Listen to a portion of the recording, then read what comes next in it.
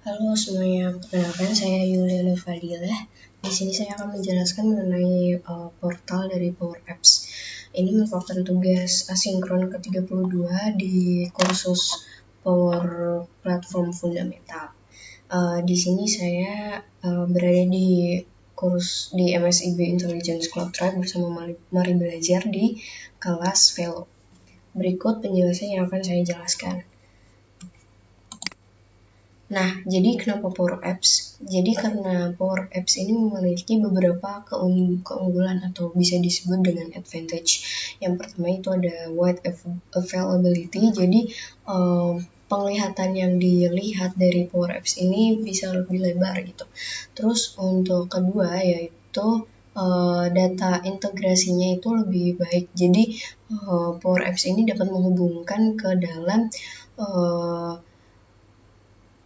aplikasi lain seperti contohnya dari Microsoft 365, kurang lebih seperti itu, dan bisa menyambung ke Dataverse dan OneDrive dan lain-lainnya. Terus yang ketiga itu ada automated function, jadi ini fungsi yang bisa terotomatis dan ini memunculkan dengan manfaatnya itu low code, jadi kita tidak perlu mengoding banyak-banyak dalam pembuatan Power Apps ini. Terus yang keempat itu ada guaranteed security, jadi tidak perlu dipertanyakan lagi untuk keamanan dari Power Apps ini. Dan kelima adalah higher productivity, jadi productivity-nya itu sangat tinggi ketika menggunakan Power Apps dari Microsoft ini. Untuk lebih lengkapnya kita bisa lihat ke penjelasan selanjutnya. Nah, jadi ini adalah tampilan template dari portalnya. Di bagian kanan ini ada environment atau lingkungan. Biasanya ini terbentuk dari akun ketika masuk di Power Apps. Terus di bagian sini adalah navigasi bagian kiri. Terus ini adalah icon-icon yang ada pada Power Apps. Nah, di sini ada tombol-tombolnya, yang pertama, terus kedua, ketiga, keempat, dan kelima.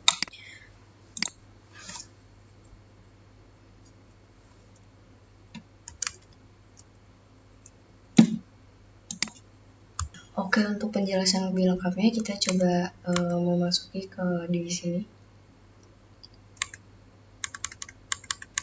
Penjelasan lebih lengkapnya. Nah, yang pertama itu ada bilah perintah, itu ada halaman web, hapus komponen, dan konfigurasi sinkronisasi, serta jelajah situs web.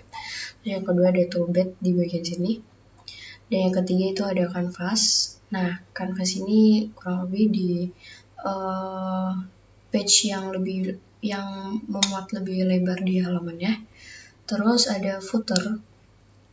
Nah, di bagian bawah. Dan kelima ada panel property, ada di sini. Oke, kita lanjut. Nah, ini adalah cuplikan dari kontennya. Untuk cuplikan konten ini bisa kita lihat di sini. Nah, cuplikan konten ini tuh dicangkup untuk menggunakan baris Portal Studio dan Microsoft Dataverse dengan menggunakan aplikasi manajemen portal. Sehingga di sini kita bisa mengganti sumber gambar dari kolom nilai dengan logo perusahaan atau bisa menggantinya dengan yang lain. Oke, kita lanjut. Dan ini ada daftar tabel dan cuplikan tabelnya. Untuk penjelasannya kita di sini. Nah, jadi kekuatan dari portal Power Apps ini berinteraksi dengan informasi dan data yang disimpan di Microsoft Dataverse. Jadi dari Microsoft Dataverse ini nantinya daftar baris dari tabel atau formulir bisa kita tangkap dan menampilkan data untuk baris tertentu. Kurang lebih seperti itu. Nah, ini dari portal Power Apps itu kita bisa mengedit tema yang ingin kita inginkan gitu. Dan temanya ada di bagian navigasi kiri sebelah sini. Tercantum pada gambar. Dan terus ini adalah penjelasan dari keamanan portalnya. Seperti yang kita tahu dari sebelum slide yang pertama tadi, itu Power Apps itu memiliki manfaatnya, itu advantage-nya di poin keempat itu security yang tidak perlu dipertanyakan lagi. Untuk security-nya kita lihat dari penjelasannya seperti ini. Jadi di manajemen portal Power Apps ini menyediakan akses ke tabel kontak dan formulir untuk mengelola kata sandi dan melihat informasi kontak khusus portal. Nah, jadi dari security-nya itu ada autentikasi, terus ada otorisasi juga, dan ini adalah peranan dari webnya. Terus kita kembali ke slide selanjutnya. Nah, ini yang saya jelaskan tadi, itu ada otorisasi. Selanjutnya di poin kedua dari soal kursus asinkron ke-32 ini, kita membuat aplikasi berbasis model. Yang pertama itu seperti ini langkahnya. Sebelumnya dari pembuatan aplikasi model ini, kita berfokus dalam penambahan dashboard, formulir, tampilan, dan bagian ke aplikasi. Sehingga dengan low code tadi, kita dapat membangun aplikasi yang sederhana ataupun kompleks, tapi minim dari langkah-langkahnya. Karena kita tidak perlu menggunakan kode yang terlalu ribet. Terus di aplikasi Canvas ini, pembuatan aplikasinya memiliki kontrol penuh atas tata letak aplikasi. Sehingga dalam aplikasi berbasis model, di sisi lain, sebagian besar tata letak ditentukan oleh komponen yang ada dan ditambahkan. Ini nantinya kita dari bisnis data yang kita dapatkan, itu dengan cepat dan membuat keputusan pada desain aplikasi yang rumit. Nah, di sini langkahnya kita perlu masuk ke Power Apps dan menggunakan akun organisasi, terus pilih environment yang diinginkan. Jadi environment ini perlu dilihat karena nantinya dari lingkungan yang telah kita buat, dari kanvas yang kita buat, itu akan menentukan sharing dari hasil kanvas yang kita telah buat dengan lingkungan yang sama. Terus yang ketiga, di halaman beranda kita pilih aplikasi berdasarkan model dari kosong atau dari blank. Jadi tampilannya seperti ini. Dan nanti kita pilih desainer aplikasi klasik dan kita create. Terus selanjutnya kita dapat menambahkan kolom ke tampilan app designer. Nah, di sini di tampilannya itu ada entitas yang diinginkan di panel kanan pada tombol pensil, terus di tab komponen kita buat entitas utama. Dari daftar kita pilih kolom yang diinginkan dan seret ke judul kolom.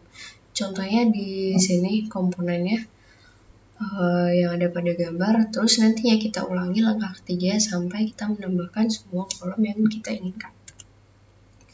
Nah, selanjutnya kita bisa menerbitkan aplikasi. Ini contohnya dari penerbitan aplikasi. Di sini dari yang tersimpan, akun yang tersimpan di Power Apps itu aplikasi yang telah dibuat. Di sini contohnya ada Datum Corporation, Adventure Works, hingga ke City Power and Light.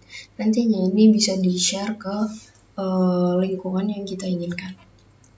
Dan bisa kita share ke employee yang lain untuk mempermudah proses pekerjaan kita. Selanjutnya kita bisa membagikan tautan ke aplikasi. Nah, di sini yang saya maksud dari aplikasi yang kita buat tadi, kita pilih share, lalu aplikasi itu kita pilih peran keamanannya, dan nanti kita mencari pengguna, dan dari pengguna tersebut kita klik daftar, lalu kita bagikan. Lanjut, kita di poin ketiga, itu kita masuk ke Power Apps pertama kali. Nah, jadi di Power Apps pertama kali itu kita pilih lingkungan seperti yang saya jelaskan tadi. Ini menjadi krusial karena nantinya ketika kanvas kita telah buat, kita bisa menentukan sharing kanvas yang kita buat melalui lingkungan ini. Terus ini ada navigasi di sebelah kiri, dan kita bisa pilih jenis aplikasi. Aplikasinya ada aplikasi ke kanvas dan berdasarkan model serta portal. Terus kita bisa memutar atau mengedit aplikasi. Ini contohnya aplikasi yang telah dibuat dari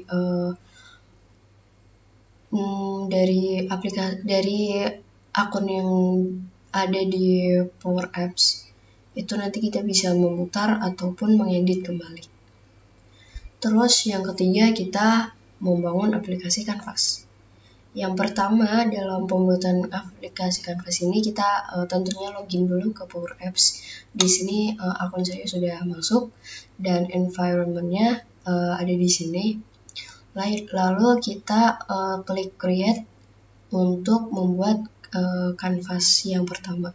Di sini saya create-nya tidak memilih dari Black Apps ataupun Dataverse, SharePoint atau SQL dan Excel, tapi nantinya saya melakukan Canvas ini berdasarkan dari file yang telah saya download dan dimasukkan ke OneDrive for Business saya. Nah, ini pendownloadan filenya ada di sini dari Flooring Estimate Workbook, dan di sini telah saya simpan ke OneDrive saya. Dan ketika kita sudah memasuki OneDrive, ketika ingin memasukkan kanvasnya, kita bisa muncul tampilan seperti ini dan kita pilih Flooring Estimates dan nantinya kita klik tombol connect. Nah, ini hasil yang terjadi dari Canvas tadi. Terus kita tak lupa untuk save pekerjaan kita, dan dari hasil pekerjaan yang telah kita save itu nanti akan muncul di panel home, dan ini akan muncul dari your apps atau aplikasi yang telah dibuat, dan ini aplikasi yang telah saya buat 1 menit yang lalu. Oke, terima kasih atas video yang telah saya buat ini, dan mohon maaf sebelumnya apabila ada salah kata ataupun kata-kata yang kurang dimengerti. Semoga video ini dapat dijadikan manfaat dan bisa dijadikan pedoman untuk belajar Power Apps selanjutnya. Wassalamualaikum warahmatullahi wabarakatuh.